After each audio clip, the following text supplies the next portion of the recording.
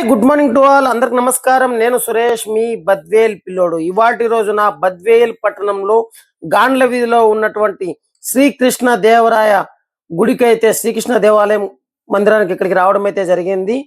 ఇవాటి రోజున కృష్ణాష్టమి సందర్భంగా ఇక్కడ ఎంతో అద్భుతంగా స్వామివారి యొక్క పూజా కార్యక్రమాలు చేయడం అయితే జరిగింది. కృష్ణాష్టమి శ్రీకృష్ణుడు జన్మించిన రోజుగా జరుపుకునే హిందూ పండుగ. దీన్నే మనం జన్మాష్టమి అని కూడా అంటారు. ఈ యొక్క జన్మాష్టమి భాద్రపద మాసంలో కృష్ణపక్షం 8వ రోజున వస్తుంది. ఈ రోజున ప్రజలు శ్రీకృష్ణుడిని పూజిస్తూ ఉంటారు. శ్రీకృష్ణుడు విష్ణువు యొక్క 8వ అవతారంగా భావిస్తూ ఉంటారు.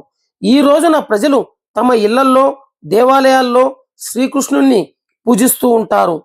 చాలా మంది ఉపవాసం ఉండి రాత్రి 12 గంటల వరకు జాగరణ చేస్తుంటారు. అంతేకాక పిల్లలను కృష్ణుడి వేషధారణలో అలంకరించి ఊరేగింపులుగా కూడా వారు చేస్తూ ఉంటారు. కృష్ణాష్టమి అనేది భగవంతుడిపై భక్తి, నమ్మకం యొక్క ప్రాముఖ్యతను తెలియజేస్తుంది. అలాగే కృష్ణుడి జీవితంలోని కథలు, ఆయన చేసిన పనులు, మనకు ఆయన నేర్పించినటువంటి ధర్మం, న్యాయం, ప్రేమ, కరుణ అనేది మనకు శ్రీకృష్ణుడు భగవద్గీతలో ఎప్పుడు చెప్తూనే ఉంటారు. అంటే ఎవరికి తెలియదు ఈ హిందూ ధర్మంలో శ్రీకృష్ణుడు తెలియని వారు ఎవరు కూడా ఉండరు. ఎందుకంటే భగవద్గీత అంటేనే శ్రీకృష్ణుడు.